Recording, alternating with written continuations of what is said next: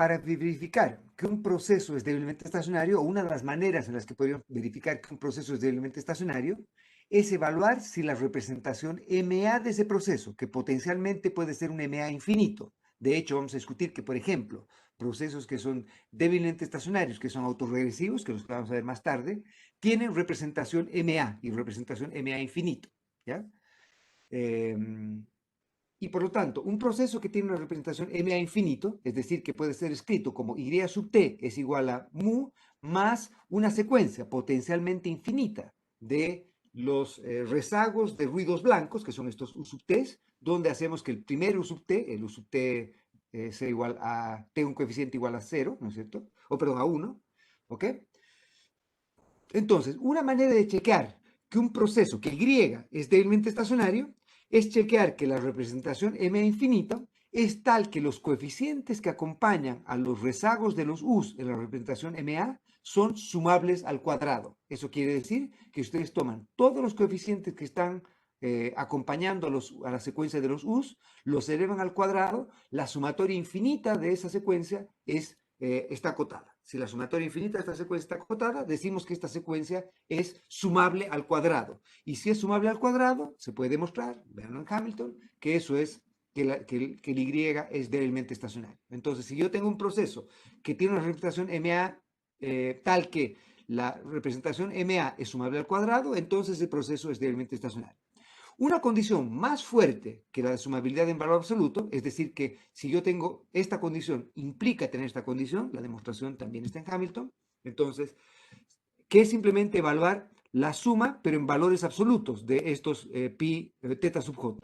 Si la suma de los teta sub j, que potencialmente vale infinito, si el proceso es un m infinito, está acotada, entonces esta secuencia se dice que es absolutamente sumable. Y si es absolutamente sumable, quiere decir que es sumable al cuadrado, y si es sumable al cuadrado, quiere decir que es débilmente estacionario.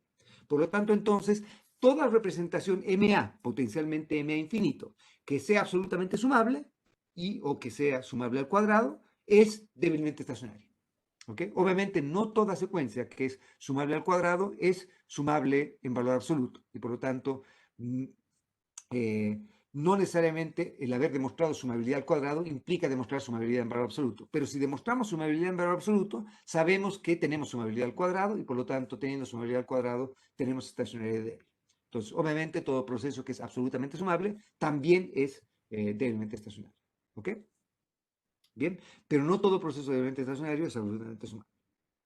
Bien, ¿estamos? Y por lo tanto, entonces, un corolario de esto es que cualquier proceso que tenga un MA finito, y por lo tanto los MAs que hemos discutido hasta ahora, un MA1, un MA2, un MA3, un MA4, el MA que ustedes quieran, si es que el Q es menor que infinito, quiere decir que esta secuencia, por definición, no va a ir hasta infinito, sino no va a ir hasta un Q, y por lo tanto, obviamente, la suma, independientemente de que los tetas valgan 847.000 trillones, independientemente de eso, aunque los tetas sean muy grandes al cuadrado o en valor absoluto, la suma de esto va a estar siempre acotada y por lo tanto cualquier proceso MA, sea del orden que fuera, que no sea infinito, va a ser débilmente estacionario. ¿Ok? Y por lo tanto entonces todo proceso de media móvil con Q finito es débilmente estacionario porque es porque obviamente es absolutamente sumable y obviamente también tiene sumabilidad al cuadrado. ¿Ok? Por lo tanto, entonces, todo proceso MA es, por definición, débilmente estacionario. Ahora lo que voy a hacer es voy a partir discutiendo el otro lado de la medalla, que son los procesos autorregresivos. Y lo que vamos a hacer es, por ejemplo, vamos a discutir cómo con un proceso autorregresivo yo podría llegar a una representación de un proceso de media móvil. ¿Ok? Y obviamente vamos a discutir las condiciones bajo las cuales un proceso autorregresivo va a cumplir la condición que hemos discutido antes y por lo tanto va a ser débilmente estacionario también. Entonces voy a partir con el primero y más simple de todos los procesos estocásticos que seguramente han visto y de hecho muchas veces uno parte un curso de econometría de series de tiempo justamente con este que es el más popular de los procesos estocásticos de series de tiempo, que es un proceso autorregresivo de primer orden. ¿Ok? En un proceso autoregresivo de primer orden, lo que se tiene es que la variable y depende de, por ejemplo, podríamos colocar una constante, acá no la he incluido, vamos a meterla y sacarla por conveniencia en un rato más, vamos a discutir por qué eso en definitiva no nos va a afectar en nada a todas las conclusiones que vayamos a sacar respecto a las características estocásticas del proceso, solo va a afectar al cálculo de, obviamente, la esperanza del proceso. Por lo tanto, asumamos que acá hay una constante si quieren, o no, da lo mismo. ¿Ok? Entonces, tenemos y vamos a asumir que Y depende de la realización pasada del valor de Y está acompañada de un coeficiente phi. Y como vamos a discutir en unos minutos más, cuál sea el valor de phi va a determinar milagros de este proceso. Nos va a decir todo lo que necesitamos saber de este proceso, o casi todo lo que necesitamos saber de este proceso, va a estar dictaminado por el valor de este phi. ¿Ok?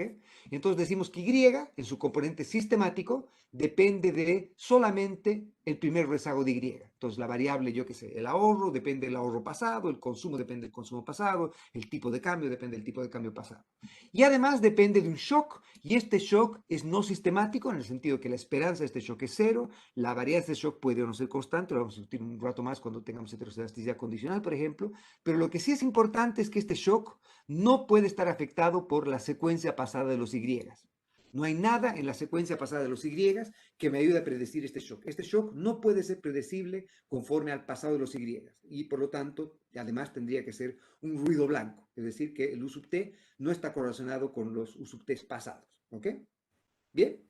Obviamente, si es que yo hago sustituciones sucesivas, uno podría, por ejemplo, decir, bueno, el YT es phi veces YT menos 1 más U sub t. Pero en lugar de YT menos 1, yo podría colocar esto mismo que tengo acá, pero rezagado un periodo. Y por lo tanto podría colocar que YT es igual a phi de YT menos 1. Pero YT menos 1 va a ser phi de YT menos 2 más U sub t menos 1. Y así sucesivamente. Entonces, si es que ustedes hacen sustituciones sucesivas hacia atrás, lo que van a hacer es que van a llegar a simplemente esta expresión, que me dice que el Y yo lo puedo expresar como simplemente una condición inicial más la suma de secuencias de shocks que han ocurrido entre el periodo inicial para que estoy haciendo, de donde estoy partiendo este proceso, hasta el periodo t. Entonces, ¿dónde está Y hoy día?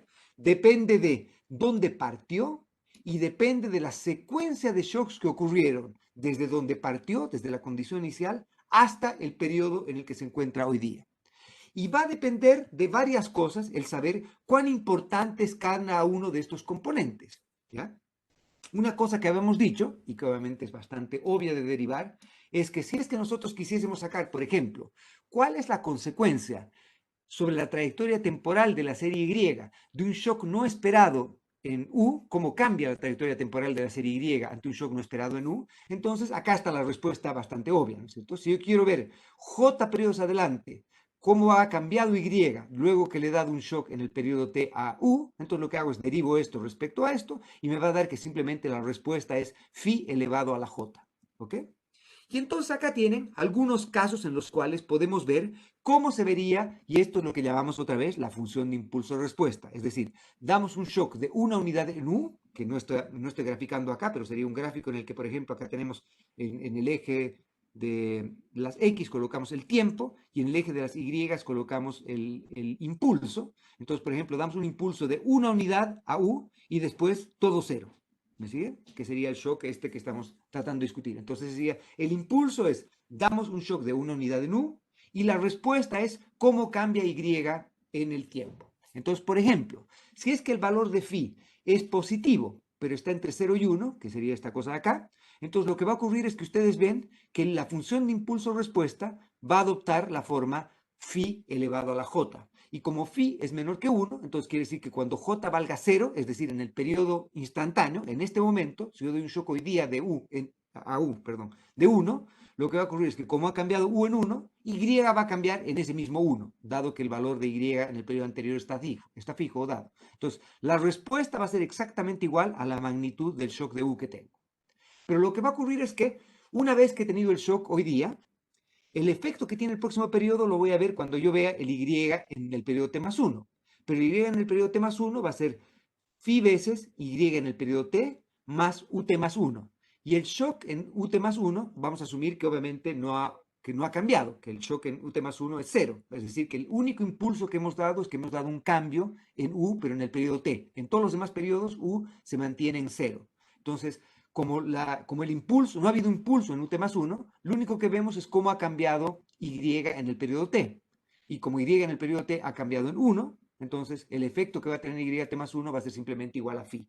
Y así sucesivamente, ¿no es cierto? Por lo tanto, entonces, lo que va a tener es que la respuesta que tiene y ante un cambio en U va a ser decreciente, exponencialmente decreciente. Y de hecho, si es que ustedes ven esto, el valor de phi va a ser siempre positivo y va a tender a cero solo cuando j tienda a infinito. ¿Sí? Cuando j tiende a infinito. Y esta es otra historia que hace interesante discutir este proceso.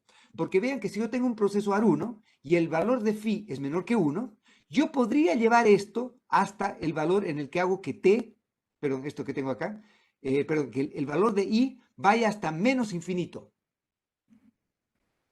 ¿Sí? Que vaya hasta menos infinito. Y por lo tanto, entonces, lo que voy a hacer es que yo tengo una representación del proceso y como y igual a un proceso ma infinito, porque estoy haciendo que esto vaya desde la prehistoria, desde el menos infinito hasta hoy día, son todos los shocks que han ocurrido desde la prehistoria hasta hoy día, ¿no es cierto? Más una condición inicial, que sería el y de la condición inicial.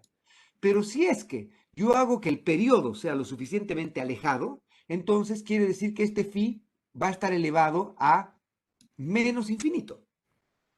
¿Sí? Y si es que este valor de phi es menor que 1, entonces lo que quiere decir es que toda esta condición inicial va a tender a disiparse. Entonces, un punto importante, varios puntos importantes respecto a un proceso autorregresivo, es que si es que el phi es menor que 1, y es menor que 1 en valor absoluto también, no solo si es menor que 1 en positivo, pues no en valor absoluto, lo que va a ocurrir es que la condición inicial va a tender a ser menos relevante. La condición inicial va a tender a ser menos relevante. O sea, donde partimos va a tender a ser menos relevante. ¿Por qué? Porque el pasado distante va a ser poco relevante para definir dónde va a estar y hoy día. Y de hecho, si es que phi es menor que 1 y yo hago la representación ma infinito, entonces esta condición inicial va a tender a disiparse. Obviamente, si es que el phi fuese igual a 1 o fuese mayor que 1, esto lamentablemente no va a disiparse. ¿Sí? Y de hecho va a diverger, si es que el phi, por ejemplo, es mayor que 1. Phi elevado al cuadrado va a diverger, va a tender a infinito. Y por lo tanto, obviamente, esta no va a tener una representación MA invertible. En el caso en que phi sea menor que 1 en valor absoluto, como la condición inicial se va a disipar, entonces yo puedo representar un proceso autorregresivo como un MA infinito. ¿Sí? Y si es que el phi es menor que 1 en valor absoluto, quiere decir entonces que si ven la representación MA, es como si el teta sub j fuese simplemente phi elevado a la j. Entonces la representación MA infinito de un proceso autorregresivo en el que el valor de phi es menor que 1 en valor absoluto es igual a un MA infinito en el cual en lugar de teta yo coloco phi a la, ¿sí? En lugar de teta sub j yo coloco el phi a la j, ¿sí? Y por lo tanto, entonces, obviamente, phi a la j, la secuencia de las sumatorias de los phi a la j, va a converger a 1 sobre 1 menos phi. Y como converge a 1 sobre 1 menos phi, quiere decir entonces que si phi es menor que 1 en valor absoluto, el proceso AR1 va a ser débilmente estacionario. Entonces, como ven, una implicancia lógica de lo que hemos visto acá es que va a ser una secuencia que va a ser sumable en valor absoluto y va a ser sumable al cuadrado, y como es sumable en valor absoluto y sumable al cuadrado, entonces el proceso va a ser débilmente estacionario. ¿Ok? Y entonces la función de impulso de respuesta, si es que phi es menor que 1, va a ser esta, y por lo tanto, como ven, un proceso autorregresivo que sea invertible, es decir, que tenga una representación MA infinito, ¿ya? Un proceso autorregresivo que tenga una representación MA infinito, va a ser un proceso débilmente estacionario, pero va a ser un proceso de memoria infinita. ¿Por qué? Porque el proceso MA, consistente con este proceso autorregresivo, va a tener un Q infinito. Y por lo tanto, los shocks pasados van a tener un efecto que no se disipe. Lo importante es que, aunque no se disipen, el impacto que tienen sobre la trayectoria de shock hoy día, perdón, la trayectoria de Y hoy día, son cada vez menos relevantes. Entonces, el shock del siglo XIV es menos relevante para determinar dónde va a estar Y en el siglo XXI. Y el shock del siglo VIII, pese a que afecta dónde está Y hoy día, afecta menos que el shock del siglo XIV y menos que el shock del siglo XVIII y menos que el shock de ayer. y menos que el shock de hoy, obviamente. El shock de ayer y el shock de ayer son mucho más importantes si es que el valor de phi es menor que 1. ¿Ok? ¿Qué ocurre ahora si es que el valor de phi está entre 0 y 1 en valor absoluto, pero es negativo? Entonces está entre menos 1 y 0. Entonces lo que va a ocurrir es que lo que pasa es que la función de impulso de respuesta, que es phi a la j, sigue siendo phi a la j, va a ser que cuando j es igual a 0, esto vale 1. Cuando j es igual a 1, vale phi, pero como phi es negativo, esto va a venir acá. Y por lo tanto, la función de impulso de respuesta va a ser un serrucho. ¿Sí? Un serrucho que va a ir alternando signos. Entonces, cuando el shock va a depender del periodo en el que ha ocurrido, va a llevarme a que el Y va a estar arriba de su esperanza incondicional o debajo de su esperanza incondicional, dependiendo de cuán alejado esté el shock del periodo en el que estoy haciendo la evaluación. Y otra vez, este proceso tiene una representación m a infinito, es un proceso que es invertible, vamos a discutir invertibilidad un poquito más tarde, en unos minutos más, y el shock va decayendo exponencialmente en valor absoluto también. Y por lo tanto, en el infinito, este shock va a tender a 0. Es decir, que un shock que estamos enfrentando hoy día, el shock del coronavirus, lo que quieran hoy día, va a tener una memoria infinita y va a afectarnos la trayectoria, va a cambiar la trayectoria de cualquier variable, sea esta estacionaria o no, pero la garantía que tenemos es que si es que el phi es menor que 1 en valor absoluto, este shock va a tender a disiparse. En algún momento, este shock transitorio va a tender a desaparecer. Es como si no hubiera habido. Obviamente, el efecto que no hubiera habido va a darse solamente en un periodo bastante prolongado de tiempo, pero va a tender a disiparse. Cosa que no ocurre si es que el valor de phi es mayor que 1 en valor absoluto. Si el valor de phi es mayor que 1, entonces lo que va a ocurrir es que obviamente acá voy a tener 1, después va a ser, perdón, el valor de phi digamos que es 2, ¿no es cierto? Entonces va a ser 2 elevado a la 0, que es 1, y después va a ser 2 elevado a la 1, 2 al cuadrado, 2 al cubo, 2 a la cuarta, 2 a la quinta, y por lo tanto lo que ocurre es que esto obviamente va a tender a explotar. Y obviamente ese proceso no va a ser débilmente estacionario. ¿Por qué no va a ser débilmente estacionario? Porque la secuencia MA de acá va a ser phi al cuadrado, perdón, 2, 2 al cuadrado, 2 al cubo, 2 a la cuarta, 2 y por lo tanto obviamente esa secuencia no es débilmente sumable, o perdón, no es sumable en valor absoluto, y por lo tanto ese proceso por definición no va a ser débilmente estacionario. Punto adicional, obviamente la condición inicial no va a disiparse, porque phi elevado a la menos infinito, cuando phi es mayor que 1, va a tender a infinito. Va a tender perdón, phi elevado a infinito va a tender a infinito. Y por lo tanto, entonces, lo que va a ocurrir es que este proceso, la condición inicial va a ser cada vez más importante, no menos importante. Donde partió es crucial para determinar dónde va a estar este proceso. Y la función de impulso-respuesta, entonces, va a adoptar un carácter explosivo. Y de hecho, se dice que un sistema en el que phi es mayor que 1 va a ser un sistema que es dinámicamente inestable, porque ocurre que los shocks transitorios no se disipan y de hecho los shocks transitorios determinan una trayectoria explosiva de la serie. Son cada vez más importantes. El shock que ha ocurrido es cada vez más importante, independientemente de cuán alejado esté de la serie Y. ¿Ok? Porque obviamente lo que está haciendo es que el shock está acumulando momentum o acumulando fuerza y por lo tanto la trayectoria de la serie va a tender a hacerse cada vez más mayor y más importante el shock que hemos tenido en el pasado en el pasado indefinido. ¿Ok? Bien, un caso particular que es bastante divertido e interesante es el caso en el que phi vale 1. Y si es que phi vale exactamente igual a 1, quiere decir, en primer lugar, que la condición inicial no se disipa, porque 1 elevado a lo que sea va a seguir siendo 1. Y por lo tanto, la condición inicial va a ser relevante. Dónde partimos va a ser muy relevante para determinar dónde estamos.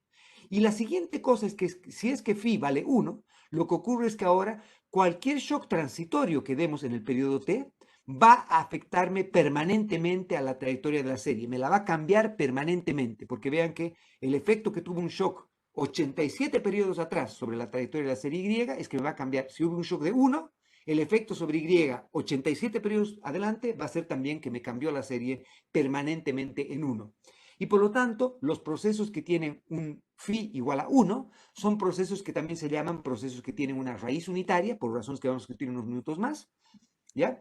Y son, obviamente, no son débilmente estacionarios, por la misma razón que hemos discutido antes, porque 1 elevado al cuadrado, más 1 al cuadrado, más 1 al cuadrado, más 1 al cuadrado, me va a dar 1 más 1 más 1 más 1, la suma infinita de unos, obviamente es infinito y por lo tanto no está acotado. Y por lo tanto entonces este proceso con phi igual a 1 tampoco es débilmente estacionario.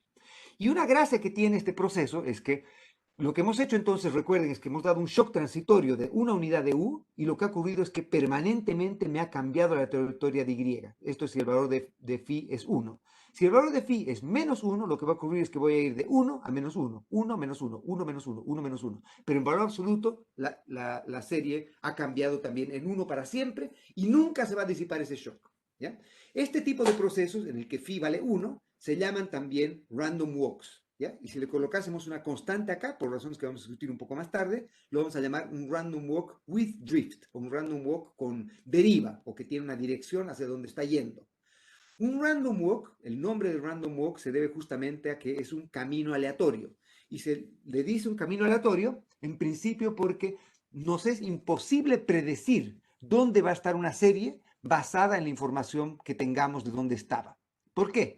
Porque si ustedes miran este proceso cuando hacen que phi valga 1, cuando phi vale 1, están diciendo que y en el periodo t va a ser y en el periodo t menos 1, o sea, dónde está y hoy día, va a depender de dónde estaba ayer más el shock de hoy día. Obviamente el shock de hoy día tiene esperanza cero y por lo tanto el valor esperado del shock, o perdón, de dónde va a estar Y, debería ser que Y se mantenga donde estaba ayer. Pero si es que hoy día hubo un shock, que obviamente va a haber, lo que va a ocurrir es que el efecto de este shock es que me va a cambiar permanentemente dónde Y debería estar. Entonces, el próximo periodo, si es que, por ejemplo, si partimos con Y igual 0, esperaríamos que Y hoy día sea 1, o perdón, sea 0 también, porque el U es 0. Pero si es que hubo un shock de 1 hoy día, aunque el Y ayer fue 0, Y hoy día va a ser 1. Y lo que esperaríamos es que en el siguiente periodo el valor de Y sea 1, y sea 1 y sea 1. Y si es que pasado mañana nos da un shock de menos 3, entonces esperaríamos que dado que el Y el periodo anterior era 1, el Y el próximo periodo ahora sea menos 2. ¿Y qué esperaríamos de ahí en adelante? Que el shock se quede, o perdón, que el Y se quede en menos 2 todo el tiempo. ¿Por qué? Porque aunque el shock haya sido transitorio, el efecto sobre Y es siempre permanente. Y el nombre de Random Walk entonces es un nombre que creo que tiene, y si no la tiene debería tenerla, la alegoría a cómo esperaríamos que sea el comportamiento de un borracho, entre comillas. Entonces ustedes, obviamente usted seguramente no, pero han debido ver a alguien que probablemente ha tomado algo más de tragos de los que probablemente podía soportar. Y entonces lo que ocurre en ese caso es que si ustedes miran cómo camina este señor típicamente, o esta señora o señorita, lo que fuera, esta persona, lo que hace esta persona es que obviamente ya ni siquiera puede levantar la mirada, entonces está caminando y cuando camina lo que ocurre es que va caminando en una línea recta hasta que se topa con algo. Por ejemplo, se topó con un poste o se topó con alguna otra cosa y lo que ocurre es que al toparse con ese algo va a cambiar la trayectoria o la dirección de donde va y va a seguir caminando hasta que se tope con otra cosa y va a cambiar la trayectoria hasta donde va. Entonces consideren esos postes o los lugares donde choca, los shocks estos. Y lo que ocurre entonces es que como este shock está cambiando permanentemente la dirección hacia donde va, lo que ocurre es que si hemos dejado a esa persona en un lugar y caminando hacia un lugar, es prácticamente imposible saber dónde va a acabar esa persona. Porque sea con lo que fuera que se vaya a chocar, va a cambiar permanentemente la dirección a la que se dirige. Por lo tanto, obviamente no sabemos si acaba en Salta, en San Juan, Mendoza, etc. Por eso es que tal vez sea por lo que decían que dónde está una persona cuando está tomada, y hay una frase que dice entre San Juan y Mendoza, ¿no es cierto? O sea, que está en algún lugar entre esas dos ciudades, pero no sabemos dónde, obviamente por esto, ¿ok? Bien, déjeme entonces ahora discutir un poco respecto a qué hacemos con un proceso autorregresivo. Entonces, esto seguramente, corríjame si estoy equivocado, pero con probabilidad muy cercana a 1, todos ustedes han debido hacer esto en sus cursos de pregrado, ¿no es cierto? Han debido hacer ya algo de esto. Entonces, vamos a ir relativamente rápido acá. Vamos a derivar entonces los momentos incondicionales de un proceso autorregresivo. Y para que existan los momentos incondicionales de un proceso autorregresivo, necesitamos que el proceso sea, la representación MA de ese proceso, la representación invertible de ese proceso, sea tal que nos lleve a un proceso débilmente estacionario. Es decir, que el valor de phi sea menor que 1. Esa es la condición que vamos a requerir para que el proceso sea débilmente estacionario, por lo que ya hemos dicho acá y por lo que vamos a mostrar acá. ¿Ok? Entonces, si es que efectivamente ese es el caso, si efectivamente el valor de phi es menor que 1, entonces, en valor absoluto, entonces yo puedo representar este proceso utilizando operadores de rezago, como ustedes quieran. Puedo representar este proceso simplemente como la constante, está acá, por la sumatoria de phi a la j, ¿sí? Más la secuencia de todos los shocks que han ocurrido desde el pasado infinito hasta hoy día, ¿no es cierto? Ponderados por este phi a la j. Obviamente acá también debería estar más la condición inicial, pero si es que el valor de phi es menor que 1, entonces lo que va a ocurrir es que la condición inicial en el infinito pasado va a tender a 0 y por lo tanto la ignoro, ¿sí? Entonces, para yo poder tener esta representación m a infinito que no depende de la condición inicial, yo necesito que el valor de phi sea menor que 1 en valor absoluto. Y si es que el valor de phi es menor que 1 en valor absoluto, entonces yo podría, digamos haciendo el ejercicio a la bruta, simplemente sacar el valor esperado incondicional de este proceso, que va a ser simplemente la esperanza de esto de acá, que es la esperanza de una constante, que es simplemente la constante, más phi a la j por la sumatoria, perdón, la sumatoria de phi a la j por la esperanza de t menos j. Pero otra vez, si los u's tienen esperanza cero, toda esperanza va a ser igual a cero, por lo tanto esto va a colapsar simplemente a que la esperanza incondicional de y, que vamos a llamar mu, va a ser la sumatoria de c por phi a la j. Pero si es que phi es menor que 1 en valor absoluto, la sumatoria de phi a la j converge a 1 sobre 1 menos phi. Esa sería la manera larga de mostrar que esa es la esperanza incondicional de este proceso. Lo que voy a hacer ahora es, otra vez voy a tener que habilitar mi pizarrita.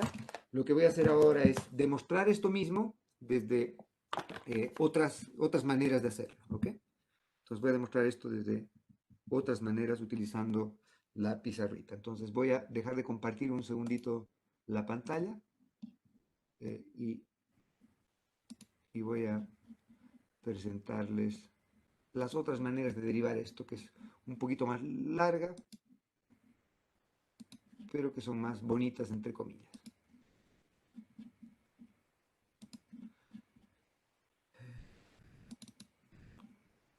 No sé si hay alguna duda, mientras tanto. Pregunta. Estamos yendo tal vez un poquito lento. Voy a tratar de ir un poco más rápido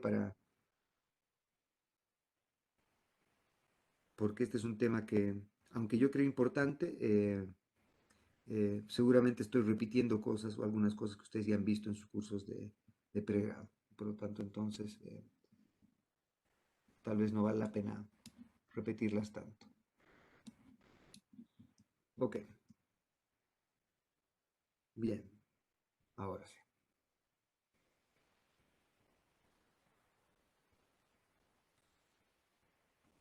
Ok. Entonces, ahora déjenme compartir pantalla.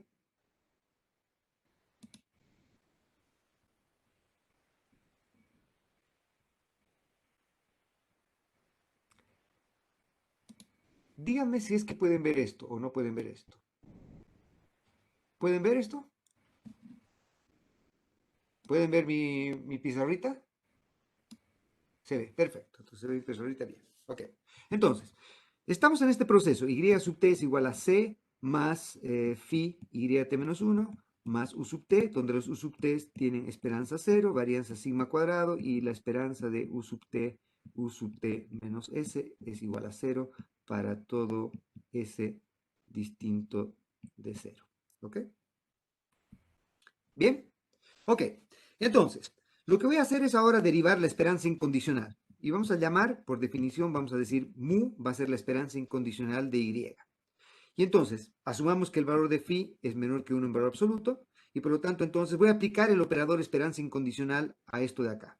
Y eso va a ser simplemente la esperanza incondicional de y, que es mu, va a ser igual a la esperanza de una constante, que es la constante, más phi veces la esperanza de y menos 1, más la esperanza de u sub t, donde la esperanza u sub t es igual a 0, por lo que hemos dicho hace un minuto. ¿Ok?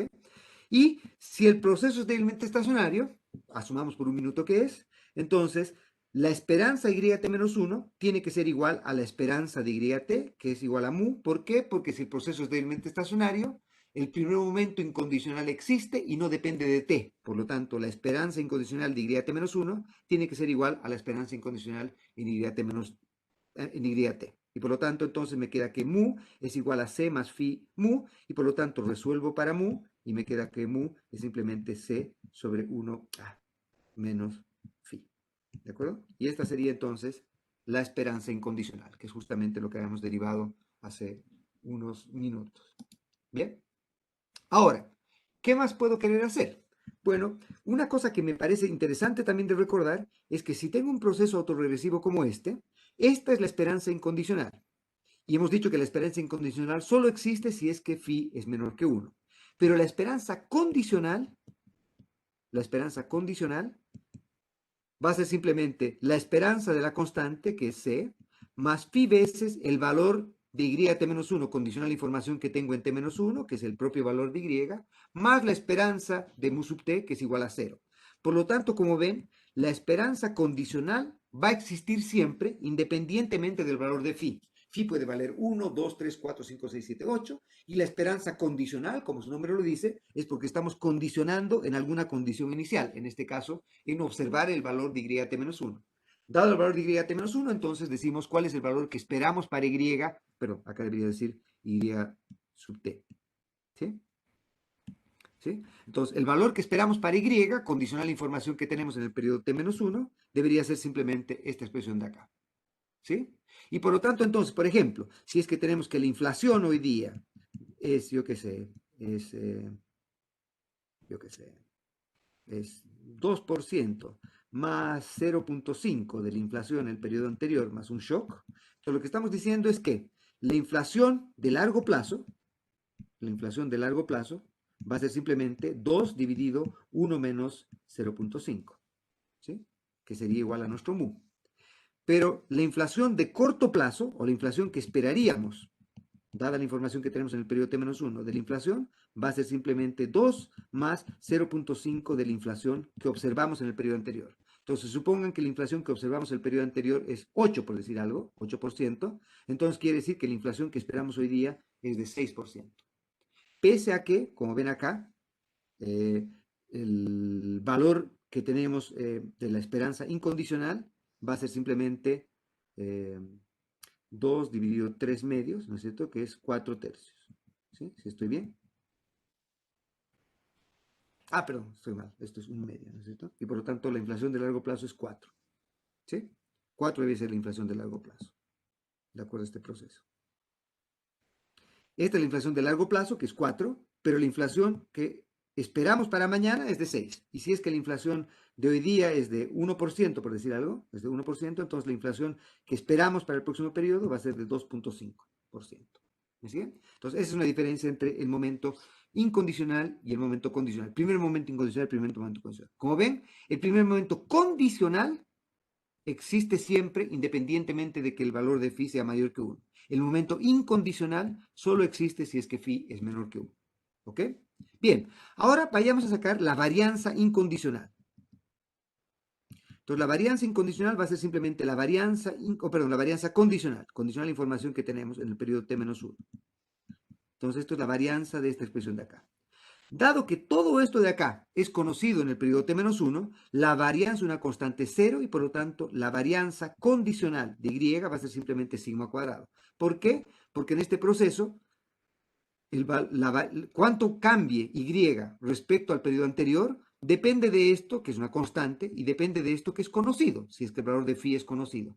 Por lo tanto, la única sorpresa que tenemos de dónde va a acabar y respecto a dónde empezó y va a ser por el shock o la sorpresa de acá, que tiene una varianza sigma cuadrada. Y por lo tanto, esta sería la varianza condicional. Ahora, la varianza incondicional es lo que hemos llamado gamma sub cero, ¿se acuerdan? Y gamma sub cero es simplemente la varianza incondicional de y, que es la esperanza de y(t) menos su esperanza incondicional, vean que acá es la esperanza incondicional, al cuadrado. ¿De acuerdo? Y por lo tanto, entonces, uno podría calcular esto de distintas maneras. Una de ellas es simplemente definir esto con respecto a esto. Entonces, vean que yo tenía el proceso y sub t es igual a c más phi y(t-1) más u sub t. Yo podría restar de acá mu, la esperanza incondicional, y por lo tanto restar acá mu, la esperanza incondicional. Y esto es igual a esto, ¿de acuerdo? No he hecho nada acá. Ahora, yo puedo ahora reescribir esto, vean, y quiero que lo hagan en casa, como si fuese mu acá. Oh, perdón, claro, perdón, permítame un segundito. ¿Ya? Yo lo puedo reescribir esto simplemente del siguiente modo. ¿Cómo? Verifiquen que esto es efectivamente cierto. ¿Cómo?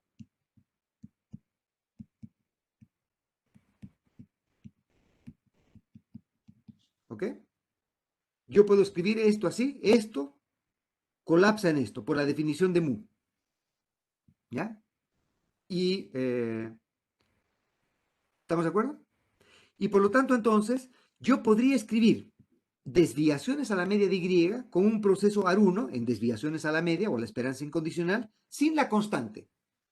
Y por lo tanto, como les decía antes, el colocar o no colocar la constante acá, uno podría no colocar la constante y decir que estoy expresando el proceso en desviaciones a la esperanza incondicional, si es que el proceso es débilmente estacionario.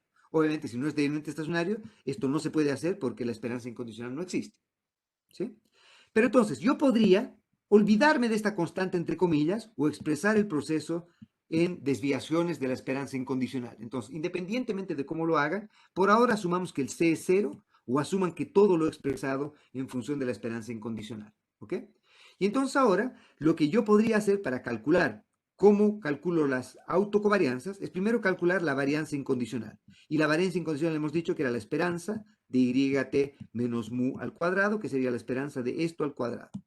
¿Sí? ¿Qué va a ser la esperanza de esto al cuadrado? ¿Sí? ¿De acuerdo?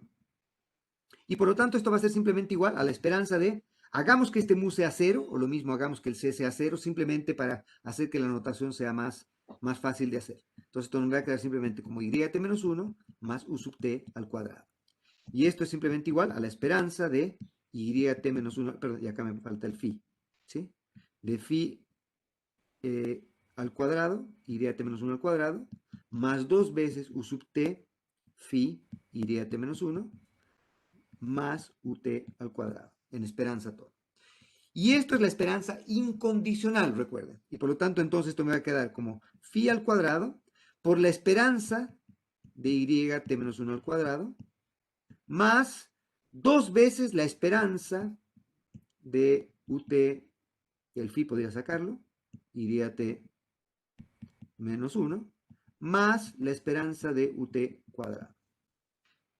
Y ahora resolvamos esto. Esto va a ser phi al cuadrado. Si el proceso es débilmente estacionario, la esperanza YT menos 1 al cuadrado debiese ser igual a la esperanza de YT al cuadrado. ¿Por qué? Porque si el proceso es débilmente estacionario, los dos primeros momentos incondicionales no dependen de t. Y por lo tanto, esto debiese colapsar también en gamma sub 0, la varianza incondicional que desconozco todavía.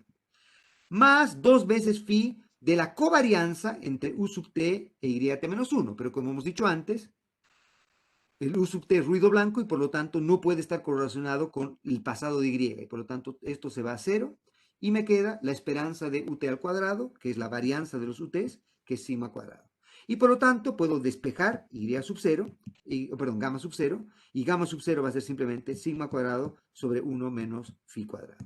Y esa entonces es la varianza incondicional de Y. Obviamente, para que se cumpla esto, yo requiero que phi sea menor que 1 en valor absoluto.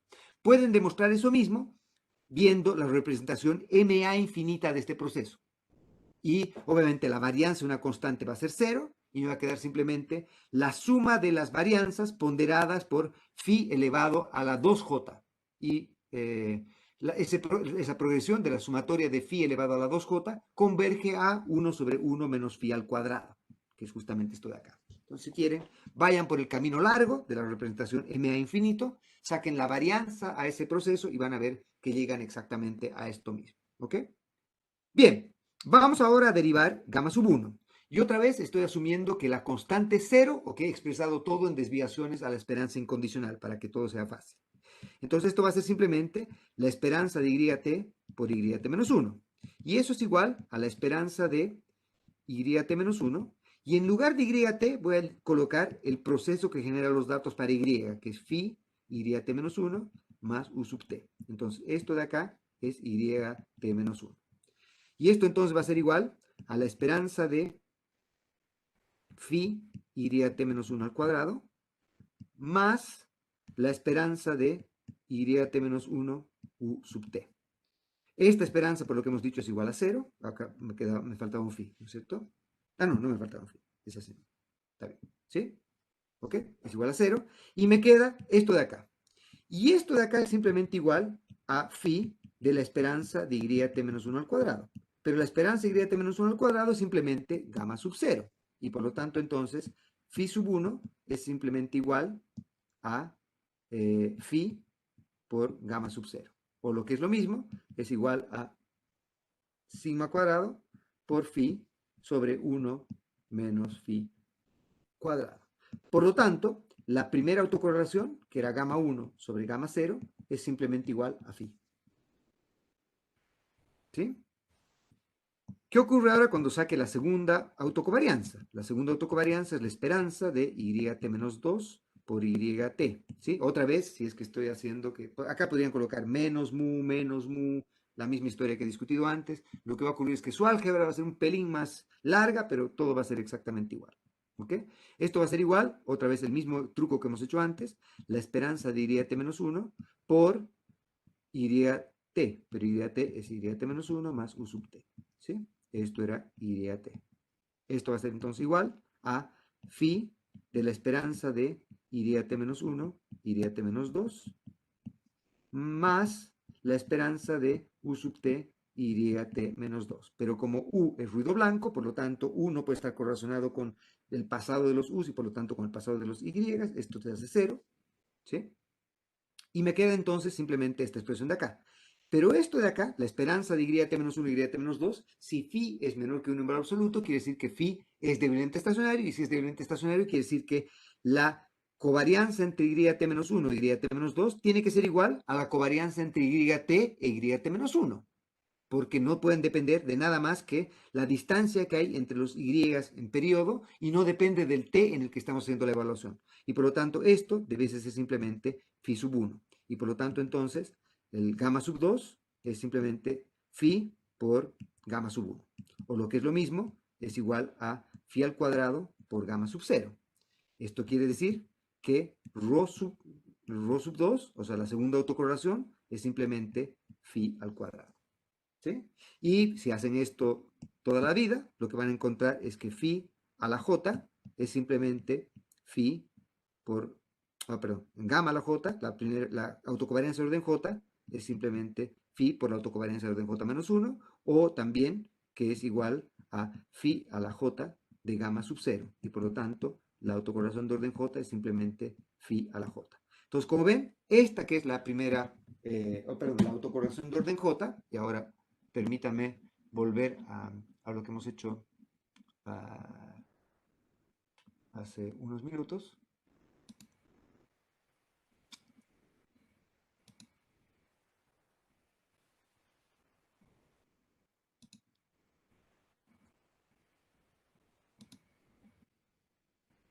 ¿Ok? Entonces, volviendo a lo que hemos hecho hace unos minutos, entonces lo que ocurre ahora es que si recuerdan, en el proceso autorregresivo, lo que habíamos dicho es que esta era la función de impulso-respuesta, ¿no es cierto? Y ahora, si es que además el phi es menor que 1 en valor absoluto, lo que va a ocurrir es que el phi a la j también va a ser el autocorrelograma o las autocorrelaciones del proceso. ¿Ok? ¿De acuerdo? Y por lo tanto, entonces, nuestra primera conclusión es que si es que el valor de phi es menor que 1 en valor absoluto, el proceso va a ser débilmente estacionario y va a tener una representación MA infinito invertible. Si es que el valor de phi es mayor que 1 o igual a 1, entonces el proceso no va a ser débilmente estacionario. ¿Sí? ¿Ya? Una otra manera de mostrar que lo de la borrachera y no saber dónde va a acabar la persona si es que tenemos un random walk, un camino aleatorio, es que si es que hacemos que phi tienda a 1, si phi tiende a 1, lo que va a ocurrir es que el gamma sub 0, cuando phi tiende a 1, el gamma sub 0 va a tender a infinito. Y por lo tanto, la varianza incondicional de este proceso no va a existir. ¿Sí? ¿Dónde va a estar Y incondicionalmente? No tenemos la menor idea. Si no sabemos dónde partió, no tenemos la menor idea de dónde va a acabar. ¿Sí? Bien, y por lo tanto entonces, evaluar estacionalidad y sacar las funciones de impulso-respuesta y evaluar si el sistema es dinámicamente estable, que eran las preguntas que queríamos responder, ¿no es cierto? La pregunta que queremos responder ¿es el sistema dinámicamente estable o no? O lo que es lo mismo, ¿shocks transitorios tienen efectos transitorios o no? Y la segunda cosa que queríamos responder es ¿cuál es la consecuencia temporal, en la trayectoria temporal de la serie Y, de un shock no esperado? ¿Cómo cambia la trayectoria temporal de la serie Y en un shock no esperado? Y lo que vemos es que todas estas respuestas tienen una sola manera de responderse en un proceso autorregresivo de primer orden. Díganme cuál es el valor de phi y yo les puedo contar vida y milagros de este proceso. Les puedo decir si este proceso es débilmente estacionario o no, y por lo tanto si es dinámicamente estable o no, si los shocks transitorios se van a disipar o no, y además les puedo decir cuál es la consecuencia de los shocks sobre la trayectoria temporal de la serie, nuestros phi a la j, ¿no es cierto? ¿Ok? ¿De acuerdo? Entonces todo se responde con phi. Sabiendo phi, podemos responder todas esas preguntas. Y obviamente, conociendo sigma cuadrado, además, conocemos la varianza incondicional y las autocovarianzas de este proceso. ¿Ya? Para las autocorrelaciones, vean que ni siquiera necesitamos conocer sigma cuadrado. Las autocorrelaciones no dependen de sigma cuadrado. Dependen solamente de phi. ¿Ok? ¿Qué ocurre ahora si yo tengo un proceso autorregresivo de orden P, donde P es mayor que 1? Entonces, por ejemplo, tengo un proceso autorregresivo de segundo orden. Entonces, Y depende de dos rezagos de Y, o en este caso, por ejemplo, tengo un proceso autorregresivo de quinto orden, donde Y depende de hasta 5 rezagos de Y. ¿Ok? Entonces, si yo tengo un proceso autorregresivo de orden P, donde P puede ser cualquier número, lo que voy a hacer ahora es mostrarles lo que se llama una representación de estado-espacio. Y en esta representación de estado-espacio, lo que va a ocurrir es que yo voy a poder describir o representar este proceso como si fuese o va a tener un equivalente a un proceso autorregresivo de primer orden, entre comillas, ¿ya? Entonces, lo que voy a hacer es lo siguiente. Vean que acá me he olvidado colocar una constante, ¿no es cierto? No he colocado la constante. ¿Y por qué no he colocado la constante? Porque otra vez estamos recordando que aunque si yo coloco una constante, yo podría reescribir este proceso en función de su esperanza incondicional y colocar todo en desviaciones de la esperanza incondicional.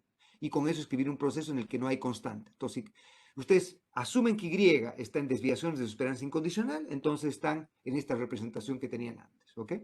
O que tienen ahora acá. Bien, no sé si hay preguntas hasta ahora. ¿Estamos todos bien? Si hay alguien que me diga que no se ha ido, ¿cómo estamos en asistencia? ¿Cuánta gente tenemos? Profe, Sí, yo estoy tratando de seguir, pero me perdí una parte. bien. La varianza de un camino aleatorio incondicional no No existe, existe. Ya, no existe, eso quería confirmar. Perfecto, no gracias. existe. Bueno, existe en nuestra imaginación porque no está acotada, diverge. Y por eso es que el intervalo de confianza para un random walk es que si tú viste a una persona hoy día, tu intervalo de confianza de dónde va a acabar en 5 años y estaba borracho y asumes que va a seguir borracho todo el tiempo, es que puede acabar en cualquier parte del mundo. Entonces tu intervalo de confianza está entre menos infinito e infinito. Porque obviamente tu error de predicción va creciendo a medida que te vas alejando de donde la última vez, donde lo viste la última vez. Obviamente asumamos que este señor va a seguir tomando, pero no se le va a pasar nunca la borrachera, ¿no? Para que pueda seguir con su random walk todo el tiempo. ¿Estamos de acuerdo? ¿Sí? Sí, sí, perfecto, gracias. Perfecto, ok. Entonces, el único caso en el cual los momentos incondicionales existen es cuando phi es menor que 1. Y por lo tanto, esos son los únicos casos en los que un proceso autorregresivo de orden 1 es débilmente estacionario. Si es que el phi es 1, no es débilmente estacionario. Y si el phi es mayor que 1, con mayor razón, no es débilmente estacionario. No solo que no sabemos dónde está, sino que sabemos que se va a ir a la luna y más allá, si es que el phi es mayor que 1. ¿Sí? Va a tener una trayectoria explosiva. ¿De acuerdo? Bien, y por lo tanto entonces, ahora lo que quiero hacer es simplemente presentarles un truco, que es esta representación de estado-espacio, para mostrarles que cualquier proceso autorregresivo de cualquier orden va a poder representarse, entre comillas, como un proceso autorregresivo de primer orden. ¿Ok? Entonces, quiero que vean este truquito que voy a utilizar. Y el truco que voy a utilizar es lo siguiente. Voy a generar esta variable que voy a llamar E chistosa. Y E chistosa va a ser simplemente un vector de dimensión P por 1. Entonces, por ejemplo, tengo un proceso autorregresivo de segundo orden. Entonces, lo que voy a generar va a ser un vector E chistosa que va a ser de dimensión 2 por 1, donde coloco YT e YT menos 1. Entonces, por ejemplo, en un proceso autorregresivo de quinto orden, coloco YT hasta YT menos 4. Y en un proceso de orden P en general, coloco el Y rezagado un periodo, Y rezagado dos periodos, hasta Y rezagado P menos un periodo. ¿Están de acuerdo? ¿Sí? Y entonces este se ha vuelto, si por ejemplo está en un proceso autorresivo de quinto orden, este es un vector de dimensión 5. Tengo 5 filas acá. ¿Ok? Voy a generar ahora una matriz que voy a llamar la matriz F. Y esta matriz F va a ser una matriz cuadrada. Y esta matriz F va a tener la siguiente característica. En la primera fila voy a colocar todos los coeficientes del proceso autorregresivo. Entonces voy a colocar acá, por ejemplo, en la primera fila, si este es un proceso AR5, voy a colocar Φ1, Φ2, Φ3, Φ4, Φ5. ¿De acuerdo? Entonces, en la primera fila coloco los coeficientes de este proceso. Recuerden que es de dimensión P por P, donde P es el orden del proceso autorregresivo. Entonces, en un proceso AR5, la matriz F va a tener dimensión 5 por 5. En un proceso AR2 va a ser una 2 por 2. ¿Sí? Y en un proceso AR1, entre comillas, va a ser simplemente una 1 por 1, donde coloco simplemente Φ. ¿Ya? ¿Ok? ¿De acuerdo? Bien. Y lo que hago después es, coloco una matriz identidad de dimensión P-1 por P-1 en la parte de abajo. Entonces vean que acá coloco una identidad, acá coloco un 1, un 1, un 1, un 1, y va a ser una identidad de dimensión 4 en este caso, porque este es un proceso autorresivo de quinto orden. Entonces coloco una identidad de dimensión 4. Entonces esto va a ocupar las casillas desde la fila 2 hasta la fila 5 y desde la columna 1 hasta la columna 4. Entonces esto es una matriz identidad. Aquí la ven. ¿Ok?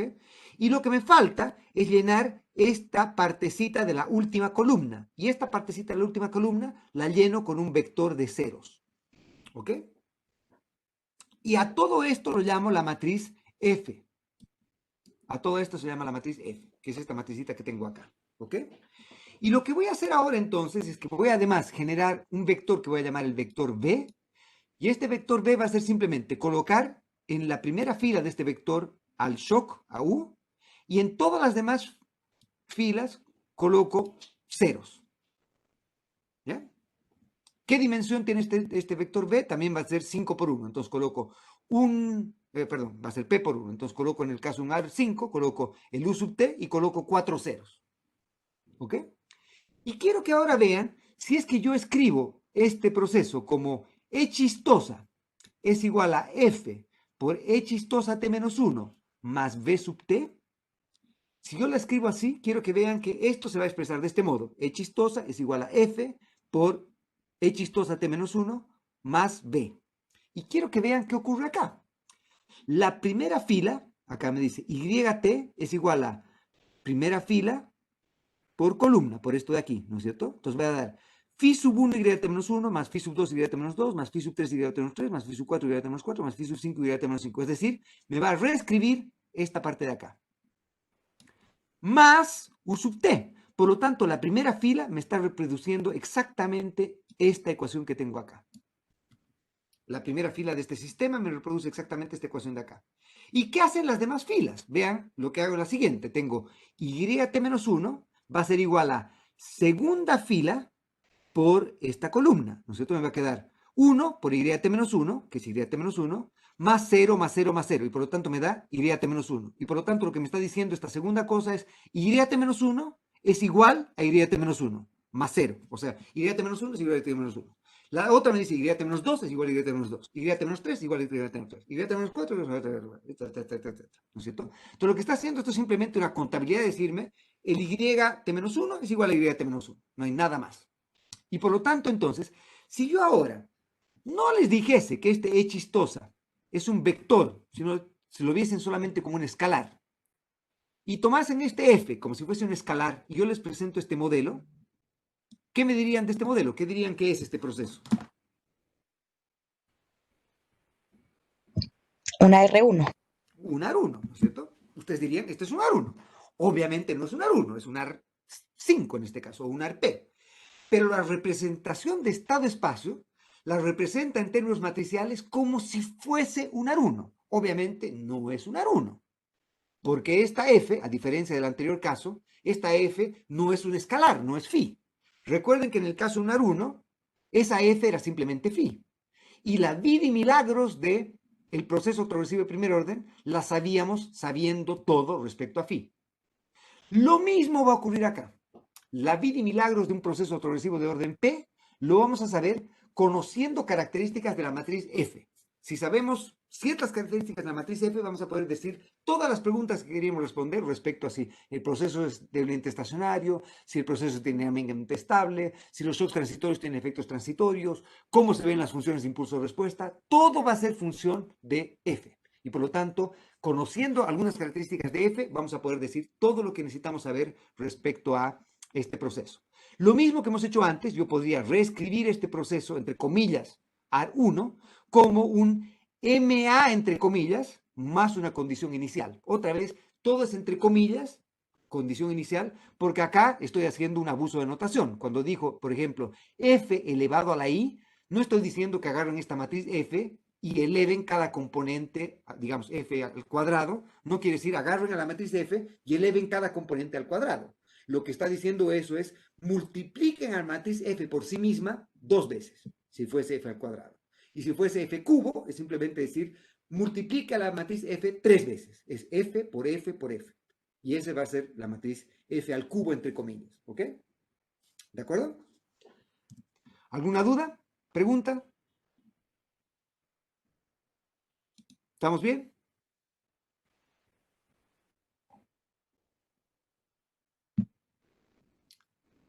Bueno, el silencio otorga, o sea que vamos a asumir que estamos bien.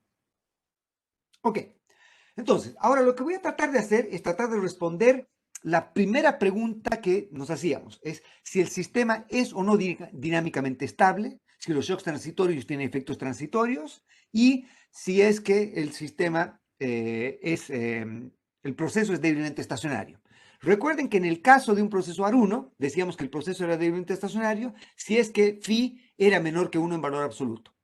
Lo que vamos a mostrar ahora es que estacionalidad débil del proceso y si el sistema es dinámicamente estable tiene que ver con características de la matriz F, ¿ya?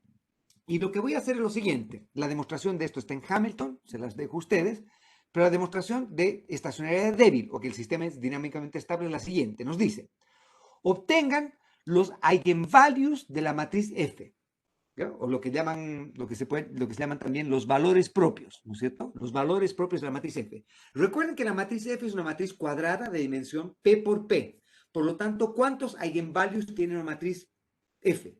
Tiene P eigenvalues. Entonces, lo que ustedes hacen para sacar los eigenvalues o los valores propios de la matriz F es que ustedes calculan el determinante de F menos lambda veces identidad. Cuando hagan eso, lo que va a ocurrir al sacar el determinante de esto, les va a quedar que el determinante de f menos lambda veces identidad es simplemente una ecuación no lineal en lambda, donde les va a quedar lambda elevado a la p menos lambda sub 1 elevado a la p menos 1, más lambda sub 2 elevado a la p menos 2.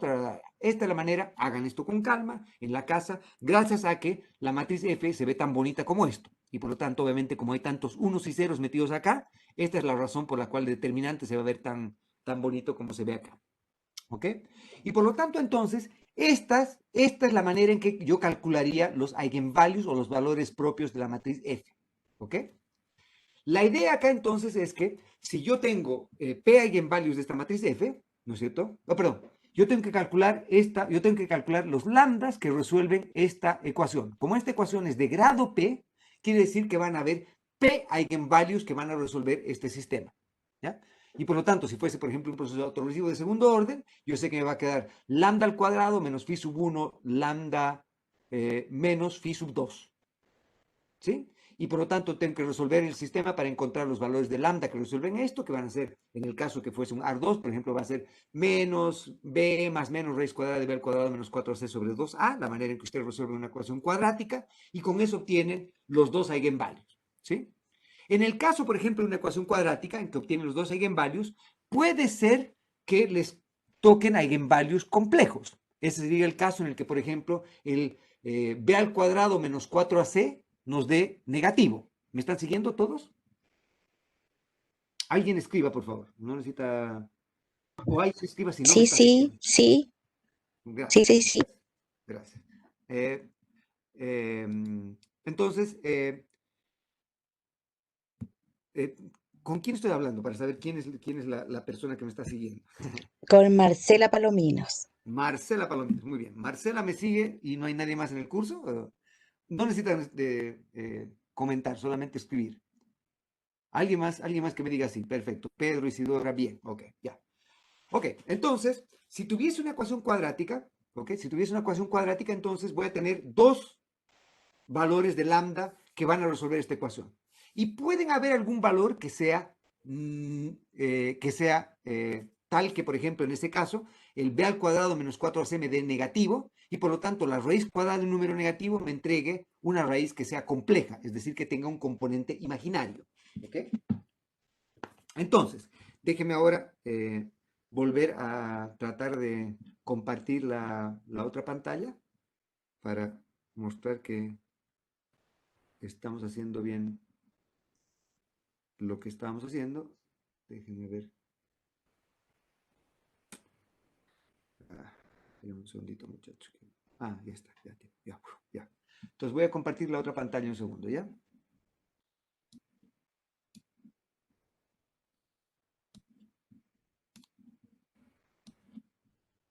¿Ok? Voy a parar de compartir esto y voy a compartir la otra pantalla.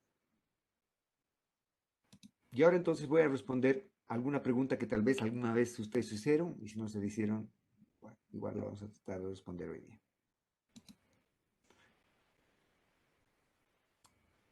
¿Están viendo, no es cierto? Ok, entonces lo que decíamos es que ustedes están intentando resolver, por ejemplo, si fuese un AR2, ¿no es cierto? En un AR2 lo que tienen es que esto va a ser simplemente YT, va a ser igual a Φ1, YT menos 1, más Φ2, YT menos 2, más U sub T. Lo que decimos entonces es que ustedes construyen la matriz F, que va a ser simplemente Φ1, Φ2, 1, 0, en este caso, ¿sí? Que va a ser una 2 por 2. Si sacan el determinante de F menos lambda veces identidad, entonces hagan F, que es esto de aquí, entonces esto va a ser simplemente Φ, Φ2, 1, 0, menos lambda veces identidad, que es simplemente lambda 0, 0, lambda, ¿no es cierto?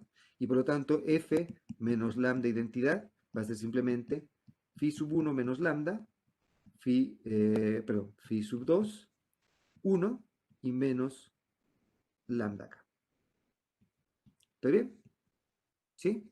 Sacamos el determinante de esto, y entonces esto va a ser simplemente, va a ser menos lambda, o si quieren simplemente lambda, phi, menos phi sub 2. ¿Estamos de acuerdo?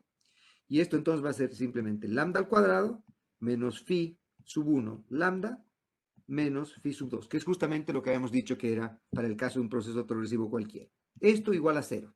¿De acuerdo? Y por lo tanto entonces tenemos que encontrar los valores de lambda que hacen que esto sea 0. Esto va a ser simplemente los valores de lambda que hacen que esto sea 0, va a ser simplemente igual a los valores que resuelven esta ecuación cuadrática, que es menos b, que sería phi sub 1, más menos la raíz cuadrada de b al cuadrado, que es phi sub 1 al cuadrado, menos 4ac, que va a ser más 4 phi sub 2, dividido 2a, que en este caso es 2. ¿Sí? Y por lo tanto, si por ejemplo phi sub 2 es negativo, lo que ocurre es que si phi cuadrado, phi sub 1 al cuadrado, más 4 phi cuadrado es menor que 0, entonces quiere decir que voy a obtener un valor, llamémoslo, yo qué sé, llamémoslo a más beta o más b veces i, y otro valor que va a ser, el otro eigenvalue, va a ser a menos b i. Van a ser así. Y van a venir como complejos conjugados, siempre se llaman, porque tienen la parte real igual y la parte imaginaria distinta. ¿Ok? Si es que tenemos algún valor de estos. ¿Bien? ¿Estamos de acuerdo? ¿Hasta ahí todos de acuerdo? Bien. Ahora la pregunta entonces es, ¿cómo yo evalúo si este proceso es débilmente estacionario?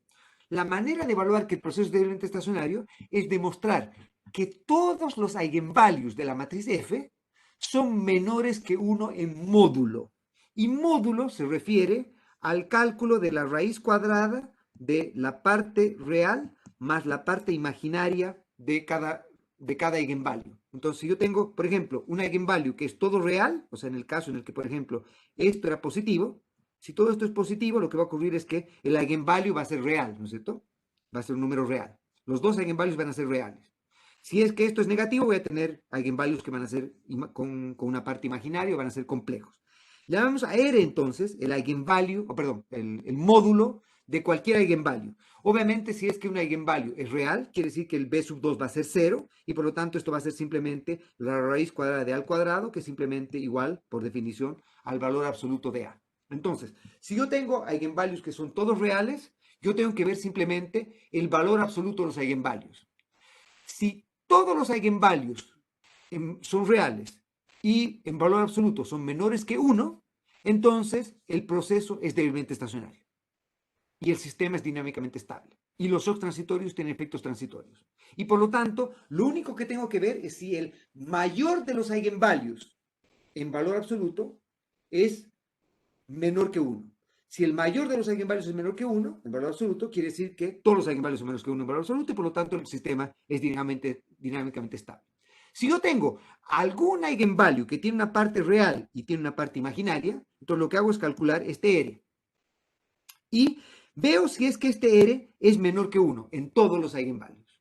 Y por lo tanto, entonces yo podría decir simplemente, como cuando la parte imaginaria es 0, igual estoy calculando implícitamente el módulo, entonces lo que yo tengo que evaluar es si todos los eigenvalues son menores que 1 en módulo.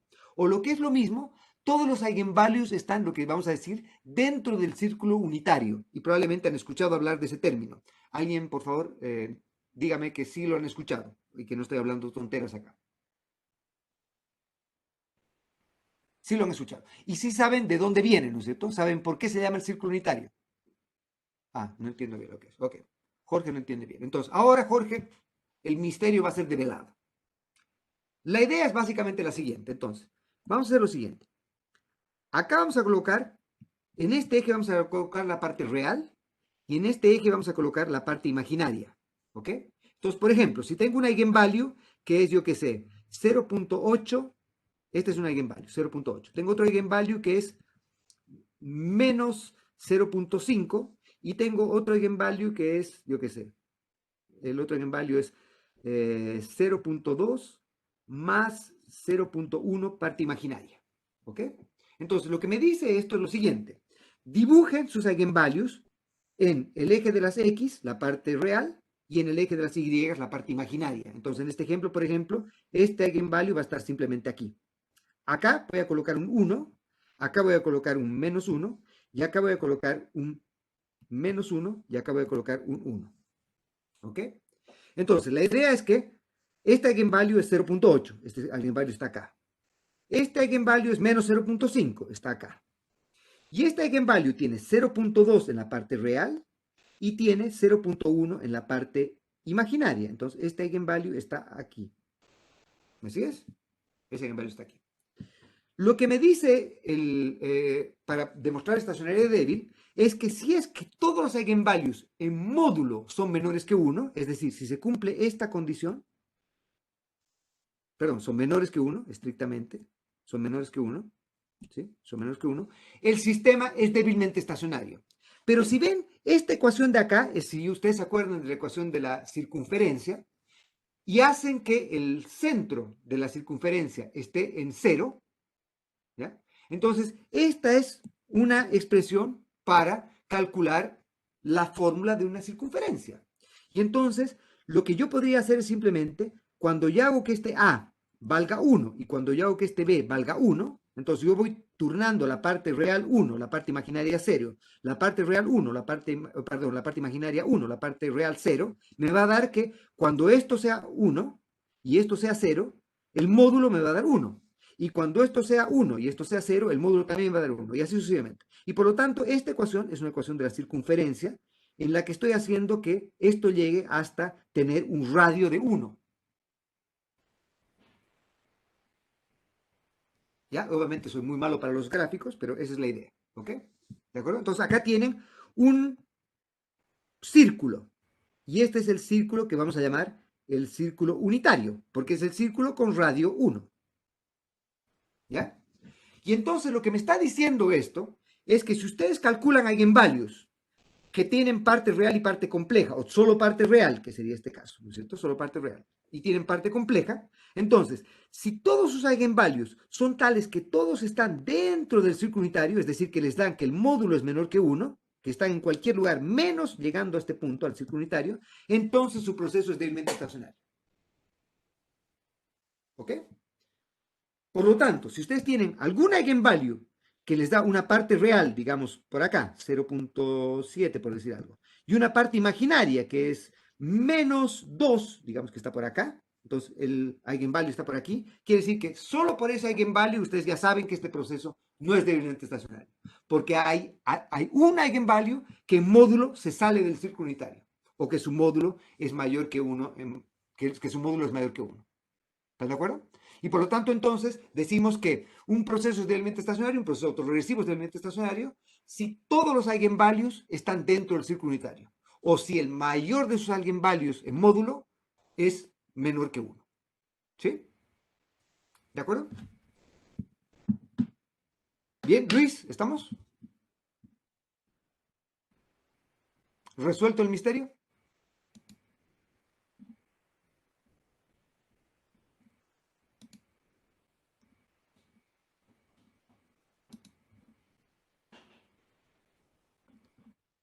Bien, volvemos entonces a lo que estamos haciendo, ¿ok? Volvemos a lo que estamos haciendo.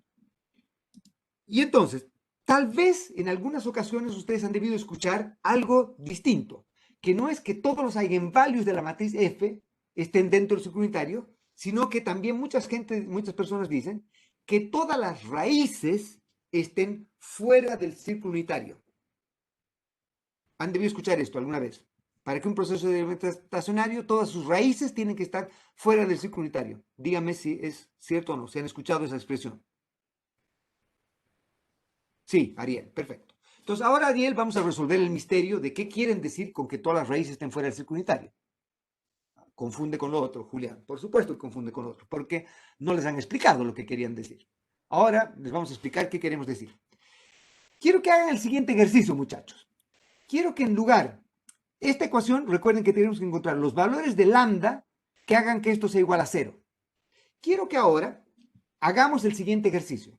Quiero que dividamos esta expresión por lambda a la p. Y si dividen por lambda a la p, les va a quedar, en lugar de este componente, lambda a la p dividido lambda a la p, les va a quedar un 1. ¿Sí? Menos phi sub 1, lambda a la p menos 1, dividido lambda a la p, que sería 1 sobre lambda. ¿Están de acuerdo? ¿Sí? 1 sobre lambda. Entonces, este z de acá es 1 sobre lambda. Y este z al cuadrado es 1 sobre lambda al cuadrado. Y el z a la p es simplemente 1 sobre lambda a la p. ¿Todos de acuerdo? Si yo les digo, en lugar de encontrar los lambdas que hagan que esto sea igual a 0, encuéntrenme los zetas que hagan que esto sea igual a 0. ¿Ya? Encuéntrenme los zetas que hagan que esto sea igual a 0. Entonces ustedes me dirán, si es que mi condición para que el proceso de débilmente estacionario es que los lambdas estén dentro del círculo unitario, dado que los zetas son el recíproco de los lambdas, que es lo que acabamos de mostrar, el z es el recíproco del lambda, entonces lo que necesitamos es que los zetas estén dentro o fuera del círculo unitario. Si z es el recíproco de lambda, para que el proceso sea débilmente estacionario, y yo resuelvo esta ecuación, este sistema de ecuaciones no lineal, esta ecuación no lineal, en lugar de resolver esta ecuación no lineal, resuelvo esta y encuentro los zetas que satisfacen esta ecuación. ¿Cuántos zetas van a satisfacer esta ecuación? También p zetas van a satisfacer esta ecuación, ¿no es cierto? Y por lo tanto, entonces, lo que yo estoy tratando de encontrar es los zetas que resuelven esto. Pero ahora, dado que z es el recíproco de lambda, si es que la condición para estacionaria débil es que los zetas, o perdón, que los lambdas tienen que estar dentro del círculo unitario, la condición de estacionariedad, si yo calculo los zetas en lugar de los lambdas, es que los zetas tienen que estar fuera del círculo unitario. ¿Ya? Y por lo tanto, ustedes pueden calcular los eigenvalues de la matriz F y tienen que estar dentro del círculo unitario, o pueden calcular las raíces, se llama esto, los zetas se llaman las raíces de este polinomio, ¿sí? Las raíces de este polinomio, y tienen que demostrar que las raíces están fuera del círculo unitario. No dentro, sino fuera. O sea que todas las raíces, todas las zetas que encuentran en módulo tienen que ser mayores que 1. Si eso ocurre, entonces, el proceso va a ser débilmente estacionario. ¿Ok? ¿Qué ocurre si es que alguno de los zetas es igual a 1 o alguno de los lambdas en módulo es exactamente igual a 1? Quiere decir entonces que tenemos una raíz unitaria. Y por eso es que viene el nombre de raíz unitaria a los procesos en los que tenemos el proceso autorregresivo que tenemos acá, con el phi igual a 1, si decíamos que era un proceso con raíz unitaria. ¿Qué quiere decir eso? Que el z de ese proceso va a haber un z que va a ser exactamente igual a 1. O va a haber un z que va a estar en el círculo unitario. ¿Sí?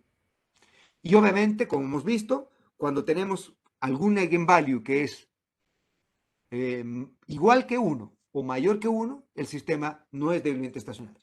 ¿Sí? Por lo tanto, entonces, si todos los eigenvalues son menores que 1 en módulo, o si todas las raíces son mayores que 1 en módulo, entonces el sistema es débilmente estacionario. Respuesta, resuelto el misterio, Julián. Julián era, ¿no? El que dijo, Julián, resuelto el misterio. Perfecto. Entonces, estamos listos, ¿de acuerdo? Bien. Estoy yendo demasiado lento, creo. Ok, entonces, vamos a seguir con esto, entonces. Se puede demostrar, háganlo ustedes, pero es trivial, si es que colocamos una constante acá. Si el proceso es débilmente estacionario, entonces quiere decir que la esperanza incondicional existe y demuestren que ustedes pueden derivar que la esperanza incondicional va a ser simplemente igual a esto. Entonces, lo que tienen que hacer es simplemente lo mismo que hemos hecho en el AR1, ¿no es cierto? Aplican el operador esperanza incondicional, acá va a haber un mu, y despejan el mu. Si es que hay una constante, va a ser la constante sobre 1 menos la suma de los phis. Y esa va a ser la esperanza incondicional. Este debiese ser el valor al que incondicionalmente llega el proceso cuando todos los shocks se disipen. Cuando las condiciones iniciales sean irrelevantes, Y debiese fluctuar en torno a la esperanza incondicional. Es el valor al que debiese tender Y en el largo plazo. ¿Sí? Su esperanza incondicional. ¿Y cómo calculamos las autocovarianzas? Bueno, para calcular las autocovarianzas ahora se vuelve un poquito más compleja la historia. ¿Por qué se vuelve un poquito más compleja? Porque ahora, por ejemplo, para un proceso autorregresivo de segundo orden, vamos a ver que cuando yo quiero calcular el gamma sub 0, el gamma sub 0 va a depender del gamma sub 1. Y el gamma sub 1 va a depender del gamma sub 0. Entonces, lo que va a ocurrir es que en un AR2, por ejemplo, yo voy a necesitar utilizar la ecuación que determina gamma sub 0 y la ecuación que determina gamma sub 1 para resolver ese sistema lineal de ecuaciones, afortunadamente, para encontrar el valor de gamma sub 0 y gamma sub 1. Una vez que yo encuentro el valor de gamma sub 0 y gamma sub 1, todos los demás valores se van a fijar en función de gamma sub 0, gamma sub 1. El gamma sub 2, gamma sub 3, etcétera, son simplemente iteraciones, una vez que yo he obtenido los valores que tengo aquí. Entonces, yo tengo que resolver un sistema de ecuaciones para encontrar las autocovarianzas y la varianza incondicional. Hagan en su casa, por ejemplo, con calma, cómo encuentran las autocovarianzas de un proceso autorregresivo de primer orden, de segundo orden, de tercer orden, etc. Yo diría, es un ejercicio de una tarde tal vez, encontrar, yo qué sé, no de una tarde, una media horita, 20 minutos, encontrar, por ejemplo, las autocovarianzas de un proceso autorregresivo de segundo orden, ¿ya? De un poquito más tiempo, de un proceso autorregresivo de tercer orden, por ejemplo, ¿ok? Y otra cosa que podemos hacer, que teniendo las autocovarianzas, podemos calcular las autocorrelaciones y también tenemos una manera secuencial en la cual podemos encontrar las autocorrelaciones. Y esto es lo que se llaman las ecuaciones de Joule y Walker. Las ecuaciones de Joule y Walker me dicen que la autocorrelación de orden J es simplemente phi sub 1 por la autocorrelación de orden J menos 1 más phi sub 2 por la autocorrelación de orden J menos 2, así sucesivamente hasta la autocorrelación de orden J menos P. Entonces,